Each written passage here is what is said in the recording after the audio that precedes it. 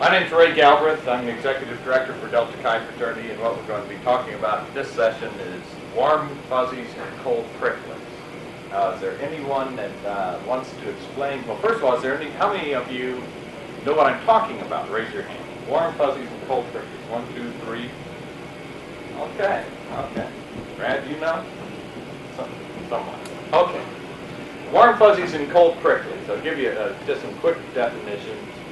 Or examples. First day at college, incoming freshman. In your high school, the big thing was painter's pants. Everybody wore painter's pants. You know, the messier, the better. You go to college campus and you're wearing your whole wardrobe is painter's pants. And you walk on the campus all day long, one class after another, and you're the only one on campus that has painter's pants. How does that feel? What are you going to wear tomorrow? Not painter's pants. The feeling that you had all that day as you realized you were the only one with painter's pants on that campus is a cold prickly. You know the feeling? First day of class. You're sitting there with in your first class, and you're all excited. You've got your note paper, and you've got 4 sharpened pencils, and you got your pens, and you're ready to go. And you've got your green English book, and you look around, and everybody has a blue biology book on their desk. Cold prickly. Now you've got to decide whether to just cover. And the first thing you do is what? Cover up the book. Then you've got to decide whether after the class has started to get up and walk out in front of everybody and admit you made a mistake, or hide and miss your first class of English. Cold pricklies. I think you have a sense now of what I'm talking about when I say cold pricklies. Warm fuzzies, of course, is the opposite. Somebody that you haven't seen for a long time comes into a room at some meeting, wherever, and says, "Brad, it's good to see you again." And he remembers your name, and he says it. And when he does that, you feel good. And that's a warm fuzzy. That's what I'm talking about. Warm fuzzy, cold prickly. Now, can we affect, use a piece of chalk here. I had a psychology teacher that told a couple stories on himself. It's dangerous to teach psychology. Because especially upper level and the psychology majors, are all into experiments and figuring out people. And he told 2 stories on himself. He used to have the habit of tossing chalk.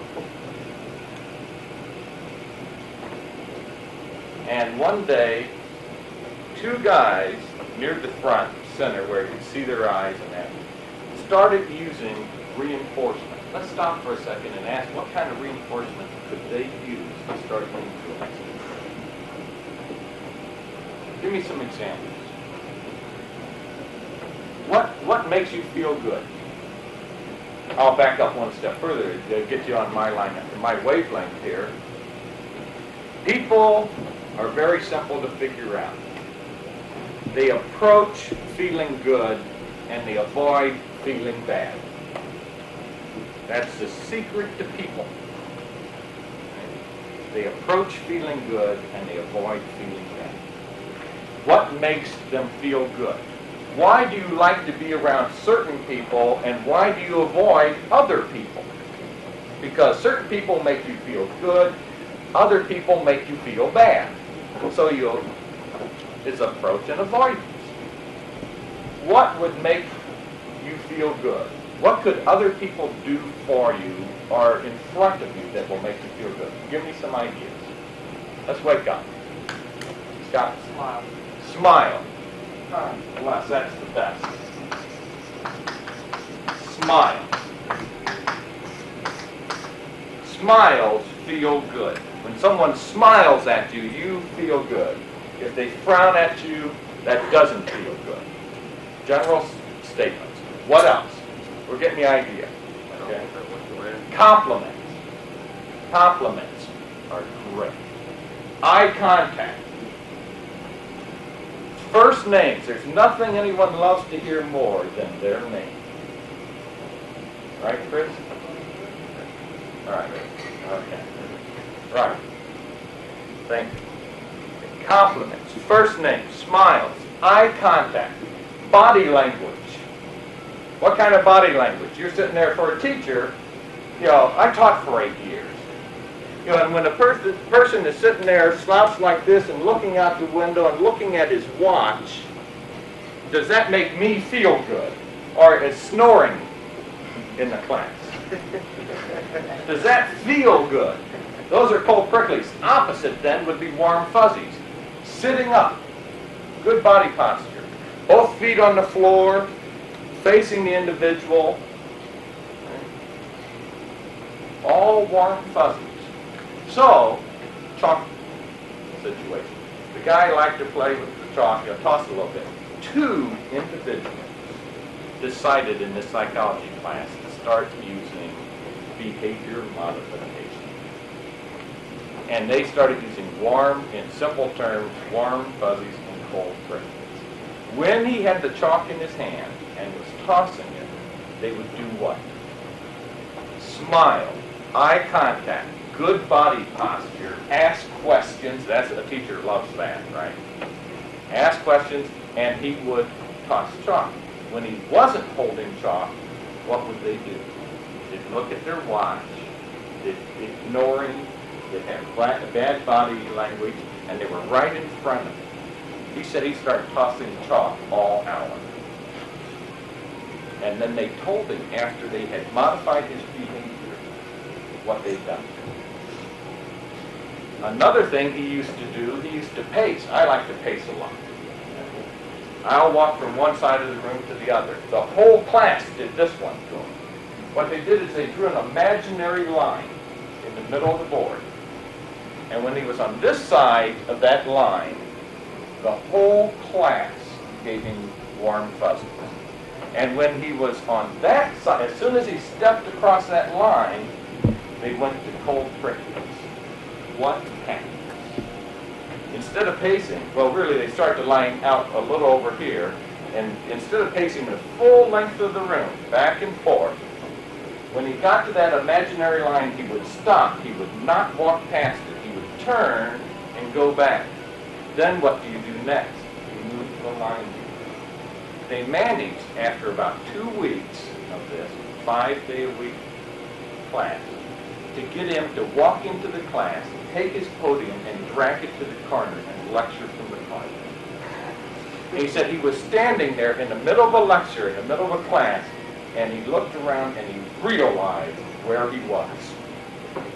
And he knew what they'd done. The point is, can you influence the behavior of others? Yes. Now, in terms of B.F. Skinner's, the most famous person for this, behavior modification, a lot of people are opposed to this concept. B.F. Skinner has a good response. Whether you believe in I'm not saying that I believe in B.F. Skinner or not. I'm just showing you some of the things that you can, what he's pointing out. He says, by definition, if you interact with other people, you influence their behavior. And it would be better to pay attention to what you're doing than to do it haphazardly. You have no choice but to influence other people's behavior when you interact with them. Why don't you treat them nice for a change? And if you like to have good interpersonal relationships, why don't you develop good manners in terms of interpersonal relations and start taking care of your interpersonal relations? What do you think fraternity is about? What do you think life is about? But dealing and working and living with other people. And if you're better at working and interacting with other people, then you're going to be a better person and you will have a happier life and more people will approach you than they would have if you hadn't paid attention to how you take care of your interpersonal relationships. Now, if you think about that for a while, where does this concept apply? Obviously, rush. What about membership education, the assimilation of new people into your group? What about day-to-day living? What about marriage? What about your business career? Think of what I'm talking about. Now, I'm going to apply it to the fraternity experience. In grade school, who are the problem kids? Picture 3rd, 4th grade. Who are the problem kids? Are they the dummies or the smart ones? Smart. Why? They're bored. They know how to add 2 plus 2. They know how to multiply. They figured that one out. So while the teacher's trying to explain to the rest of us dummies, they're bored and they become disruptive in class. It's only natural. So the teacher starts having fights with them. They get put in timeout, all these other things. Some of us know what timeout's like. I don't think they had that concept when I was. Nobody put me in the timeout. I was disruptive, but I don't think it wasn't because I knew how to multiply. Believe me, I was just disruptive. But for the most part, it's the advanced kids that are that way. Now, what happens, or what happened in California a few years ago, and this was reported in Psychology Today. So you can look back. This is sometime in the 70s, somewhere in the 70s. Psychology Today reported this study. A group decided to take these individuals. They went to the classroom and they asked the teachers, "Can we have all your problem students?" Would the teachers be glad to get rid of those? Sure, take them. He said, "We're going to work with them and see if we can solve the problem." Took all the problem kids. You are now the problem kids, right here. I ask you, does your teacher like you? Mike, does your teacher like you? Yes or no? What do you think? No. You're a problem kid. They keep putting you in timeout. They don't like you. Okay? Do your fellow students like you? You've been in a lot of fights. They ignore you. They don't want to be around you. A lot of problems. Nobody likes you. The teacher doesn't like you. So, remember, we've got, for the most part, very intelligent kids. I say to you, how would you like to learn a few tricks, nice word, a few tricks to get the teachers and all the other students to like you? That perks them up. So we start teaching you what amounts to, in plain simple terms, warm fuzzies and cold pricklies. But we don't say it then. We teach you some tricks. And one of the examples, and I'll just use one on that study, it's called the AHA technique. Back in the classroom, after you're all taught, you're sitting there, and Ron has been coached on how to do this stuff. And he's sitting there just waiting for the opportunity to use his bag of tricks on me, a teacher that's putting in timeout and has difficulty. I'm explaining how to multiply 2 times 2, and he knows this stuff. He's taught himself division already. So he's sitting there, and I'm saying how to do 2 times 2, and I give you a bunch of problems to work, and I walk around the room to see if there's any problems. What does Ron do? First thing he does is he raises his hand. All right? I approach him, and does that make me feel good? He wants some help. Okay, I approach him, and Ron says, "I don't understand this. Could you explain that? I'm not sure how you carry this, and all that sort of thing." And I explain it again. What's the first thing he says? "Aha, I see. Thank you." Warm fuzzy or cold prickly? Warm fuzzy. You do that enough, what do you think happened? After a while, this guy gets elected class president. I never had class president in grade school, but they were electing class presidents, and the teachers were all happy. We took the kids out, brought you back into this room, and we also interviewed the teacher. We went to the teachers and we say, "What do you think?" And the teacher said, "We don't know what you did, but those individuals are changed. They are great. Just phenomenal. We can't believe it." I go to you. Do your teachers hate you anymore, Scott? No. They like you. How about your classmates? You have all sorts of friends now. What happened? The tricks worked. We changed the teacher. We changed everybody else. Key question. Who changed? How many of you, I want to see a show of hands, how many of you feel like the students, this group changed? Raise your hand. Okay, around 5 people. How many people feel like the teachers change? Raise your hands. In this situation.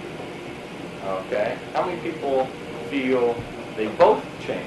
Raise your hand. Everybody. How many people feel there's only one other choice? Nobody changes. Raise your hand. Nobody changes. Hyatt. Nobody changes. Now I'll explain what I'm talking about. There's a famous or infamous, depending upon your point of view, management consultant named Peter Drucker. Now he has a saying that I have that I'm in love with, and I think is you can almost say it's the basis for any social organization, and that's fraternity. And I'll paraphrase his saying a little bit. He said, the purpose of any fraternity, he said organization, the purpose of any fraternity is to make the strengths of its members productive and their weaknesses irrelevant. I'll repeat that. The purpose of any organization is to make the strengths of its members productive and their weaknesses irrelevant. Now, how many times, let's get into the fraternity world and I'll come back to that. I'll give you one other example also. I'll tie two sayings together.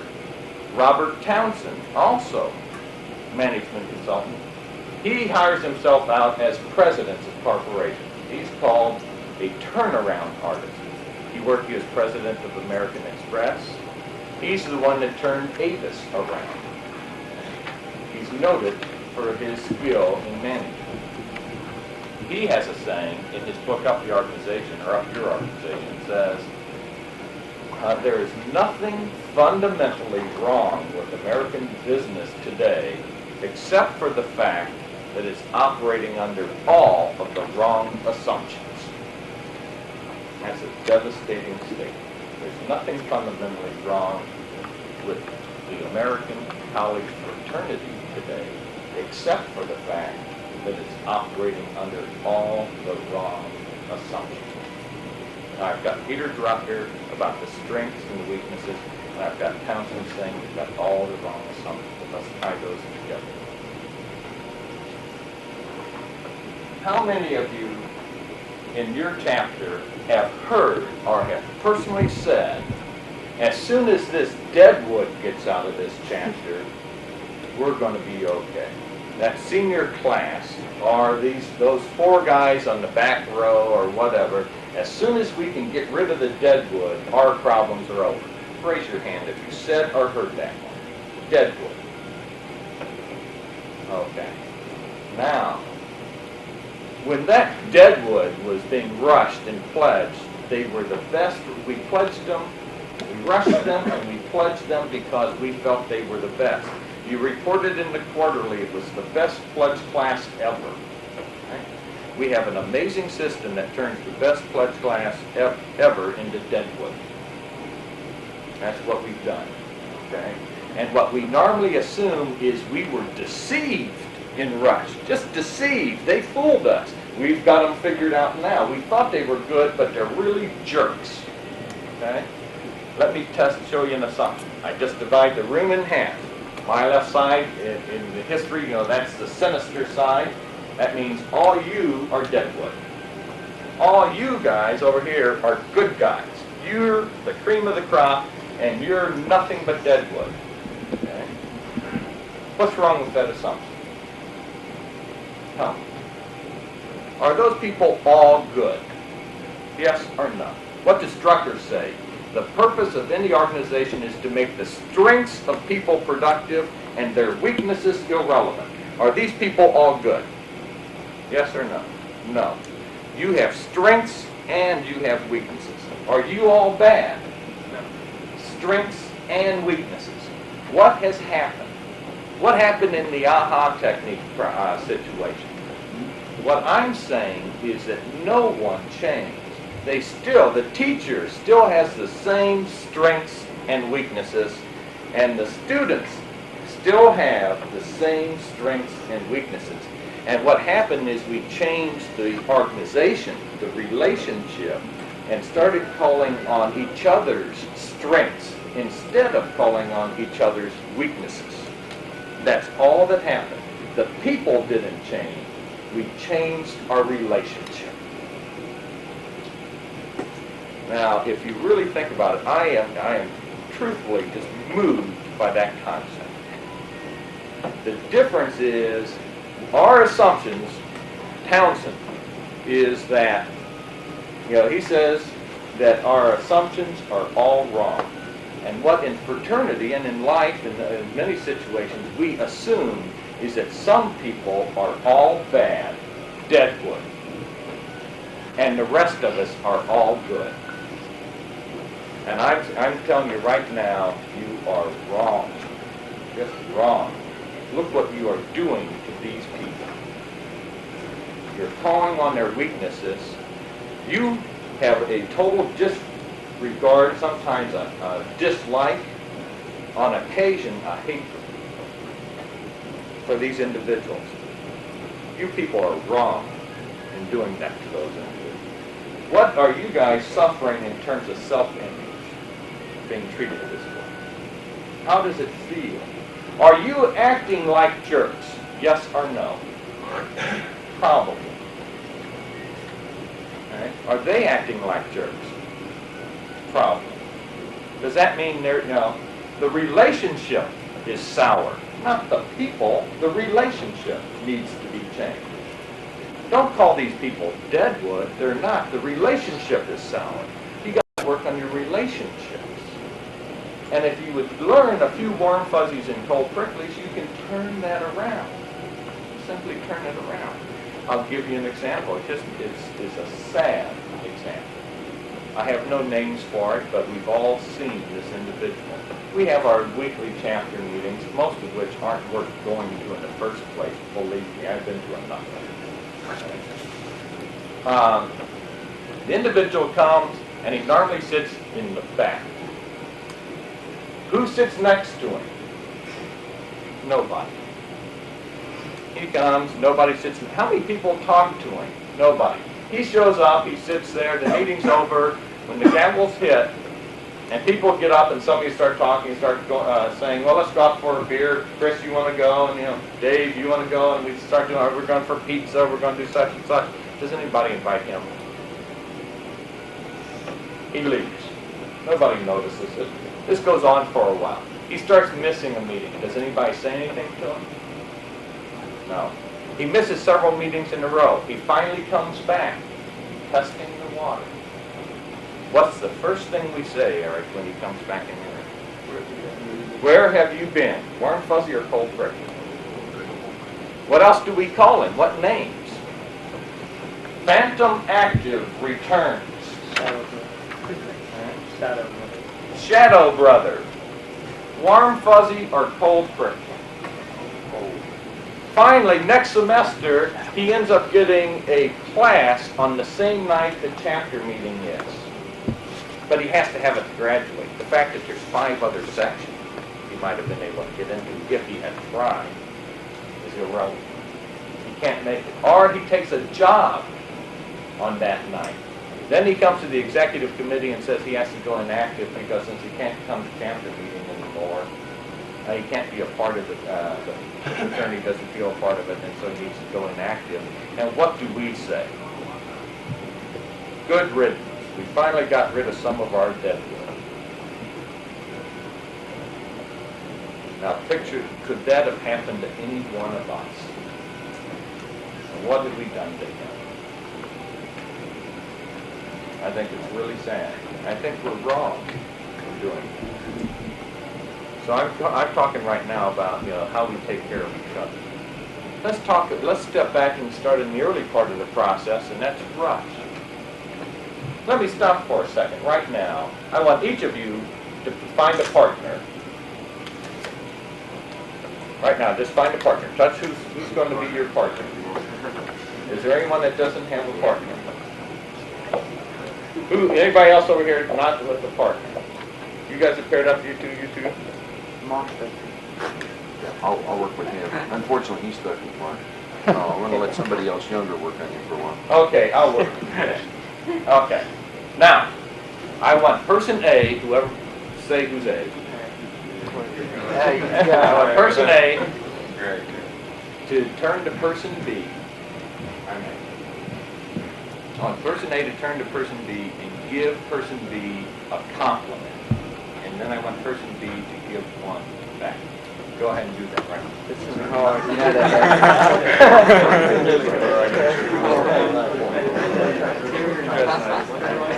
You're looking good today.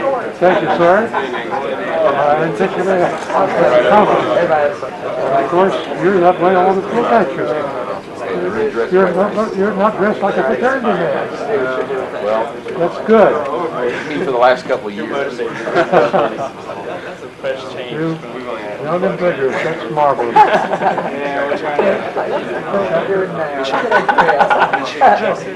Really? Oh, well. They used to have a football team at Michigan. I know. They tried to have a Wait, football team. that's a cold prickly. Okay, first of all, what did you hear around the room while we were doing this? This is a contrived situation, but what did you hear? Did you hear some laughter? General statement, laughter's always good. Okay? Laughter is good. How many of you, in response to your comment, raise your hands on this, heard, thank you, raise your hand. Always, always. I want you to embed this in your mind. If anyone ever gives you a compliment, always say thank you. Always say thank you. It's a class act. Class act. I'll tell you why. It shows, one thing it shows is it shows on your part a self-image, a high self-image. I'm not saying egotistical. Self-respect is a better term. It's self-respect when you accept that thing.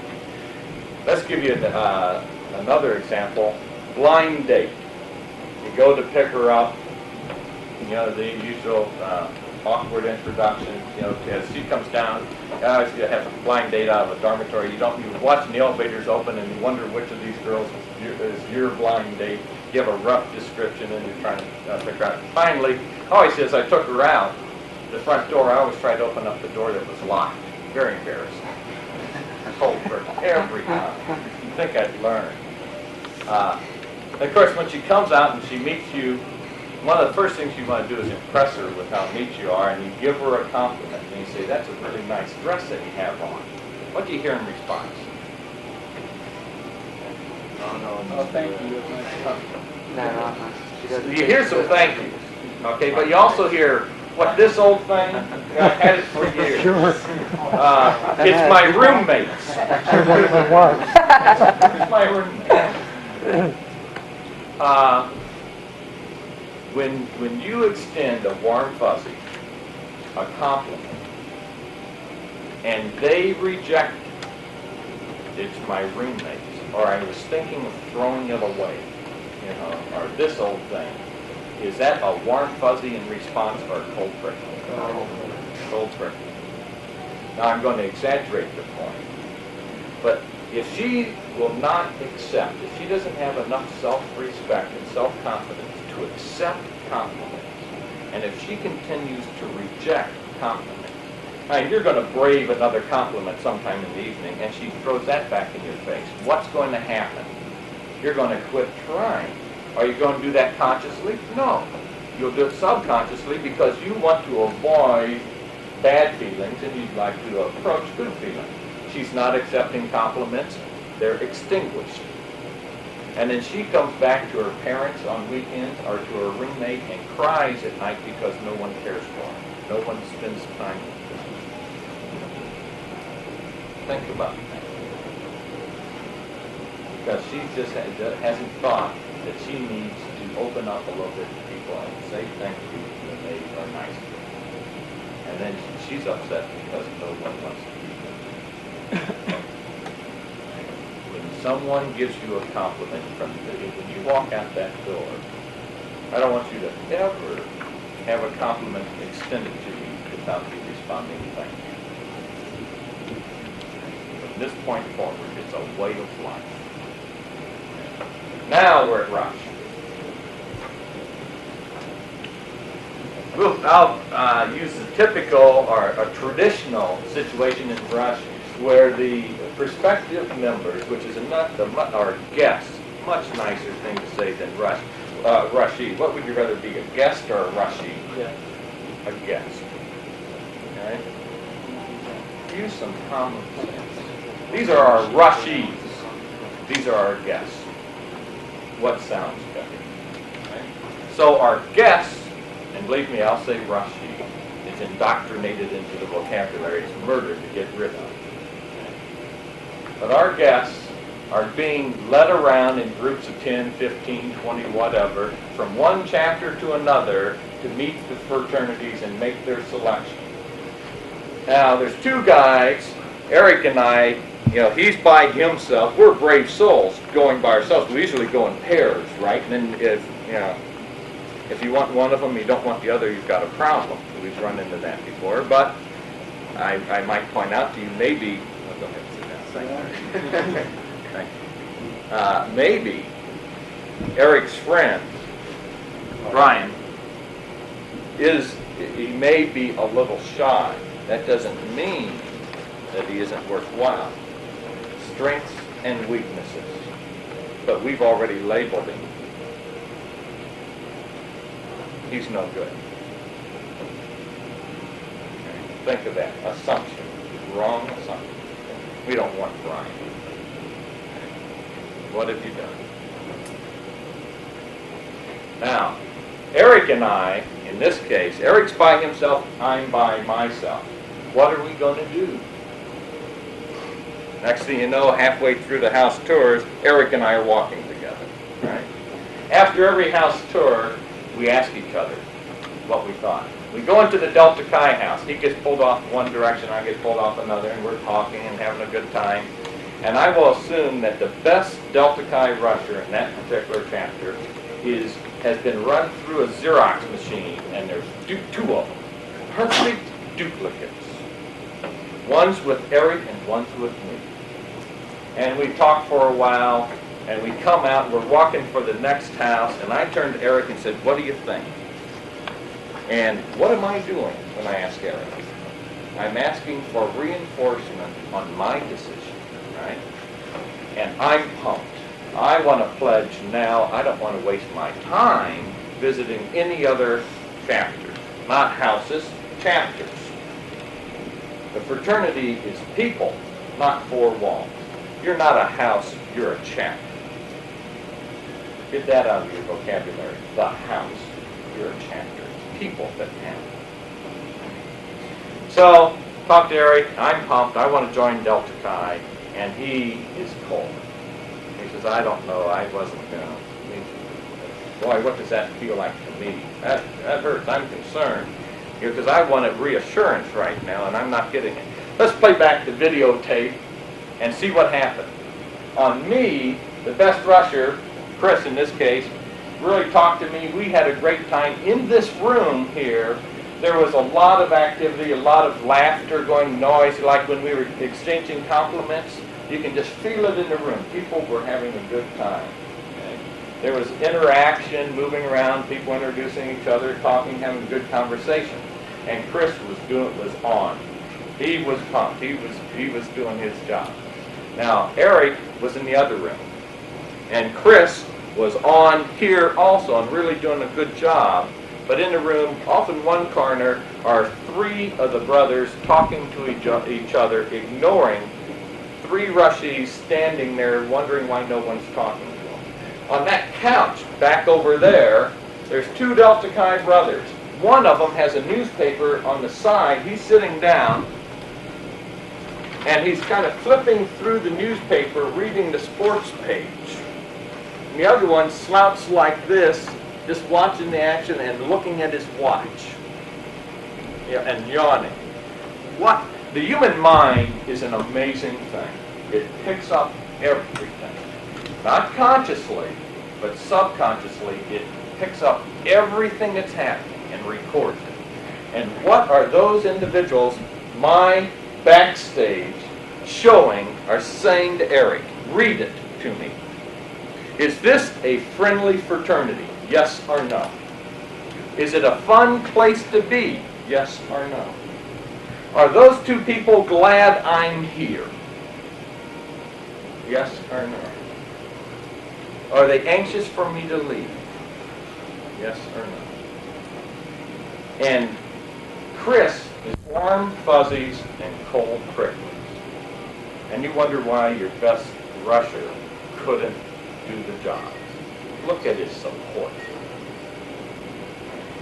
Warm fuzzies and cold pricklies. You pledge. Eric doesn't. I go ahead and pledge. I was disappointed that somebody that I thought, that I really struck up a friendship with. And what does Eric say? He says, well, he doesn't have the money. He's afraid about studies. He doesn't have enough time. His parents would prefer that he waits a semester. All of that is just pure smoke for the it's too much money for that. Pure smoke.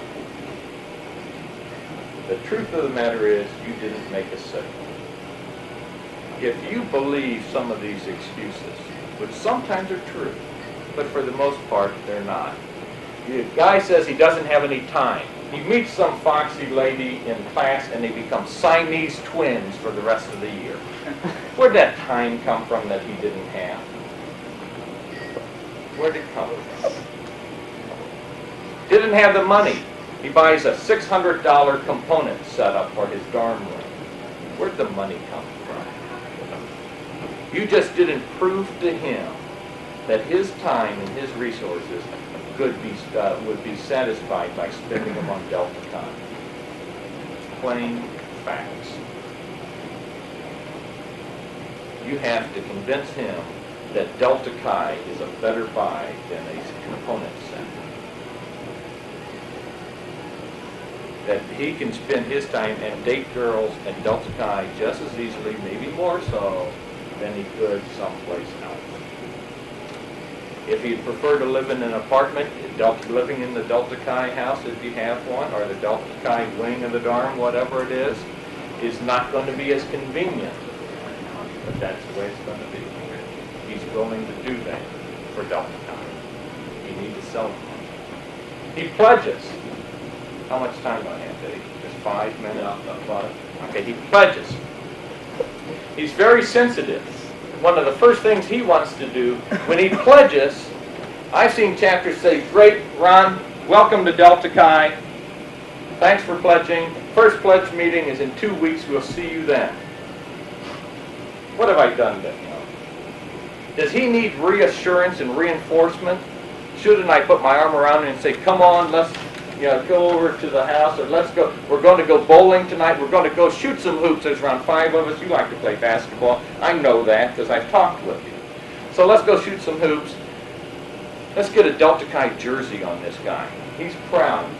If you don't do it yourself, if you walk into this bookstore, who's standing over there by the jerseys looking at him? Your pledges. And you didn't do it for them. They want to be reassured they made the right decision. They are in need of some warm fuzzies. Very critical time. You don't give it to them. You don't assign a big brother for 4 weeks because you need to get to know them first. So you give them no reinforcement, no support system from the fraternity until you get to know them better, and then you wonder why you lose 3 guys right off. Warm fuzzies, cold pricklies. You walk into a chapter house. Front door. I walk in and I'm going to make a statement that bothers a lot of people. I'll make it anyhow. I can tell if you have a decent chapter or not in the first 3 minutes. Just the way I walk in the front door and what happens. How many people know what I'm talking about when I say that? First 3 minutes. In a lousy chapter, there's either nobody around and the house is trash. There's just, it's just the waste cans overflowing. There's soda cans crushed and cigarette ashtrays around. Whatever, just it's a mess. And there's no one there. If there is someone there, someone comes down the stairs. I expect him to come over, since I'm a guest, to come over and meet me. What does he do? He walks right by me and out the door. Doesn't even say hi. Have you ever seen that happen in your chapter? I can't believe it. Then another situation, I walk in. If you can see the TV from the front door, you're in trouble. If it's on, you're in real trouble.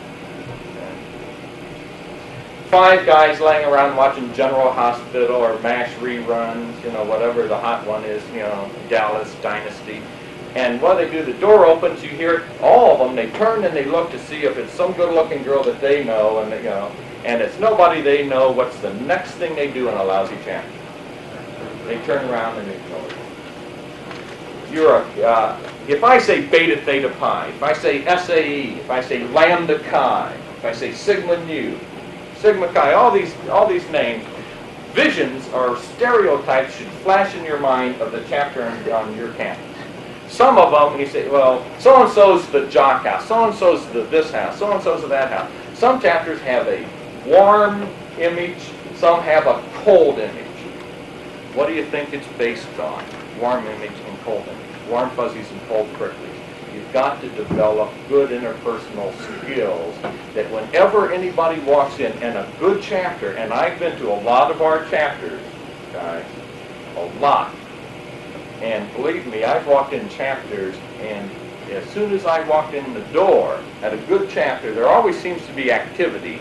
And as soon as a stranger walks in, and sometimes they didn't know I was coming, and I don't wear my name tag all the time, and they walk up, and I expect to be treated differently. As soon as they know it's me, I expect to be treated differently. Sometimes I'm not. So I may not be the best example, but I still think you can tell. A good chapter will walk up and the guy will introduce you to himself and ask if he can help you. A lousy chapter, they won't talk to you forever. You have to go talk to them. Clean up your day. Another saying, Vince Lombardi says, practice does not make perfect. Perfect practice makes perfect. And if you want to be good at rush is making friends. Good interpersonal skills. And the only way for your chapter to be good at rush is to be good at interpersonal relationships. And the only way to be good at that is to do it every day. And it's your way of life. And you will have a reputation on the campus of being a friendly chapter. When brothers walk by each other, up and down, if you're a roommate, the umpteenth time you've seen them today, how many chapters don't in some chapters, the roommates don't even talk to each other. A guy comes in, a couple guys are standing in the entryway, a guy walks in, a brother, and he walks in, no one says a word to him and goes on up to his room. How many times have you seen that? But in a good chapter, they stop in, where have you been? Where are you going? You're going to go for pizza with us? We're going to shoot some baskets. You want to go? They talk to each other. They say each other's names all the time. They have perfect practice. And I guarantee you, they have a stronger brotherhood. It's ironic that the chapters that lack a true brotherhood claim they have a strong one. And the ones that have a strong one don't have to brag about it. It's evident. They take care of each other. And these individuals, we claim that fraternity builds character and will help you in your future life. Which chapter's really doing that? You need to develop a strong brotherhood and help your brothers develop the habit of good interpersonal relationships, sharing in that brotherhood and building that character. In my opinion, that's what Delta Chi's about. Thank you.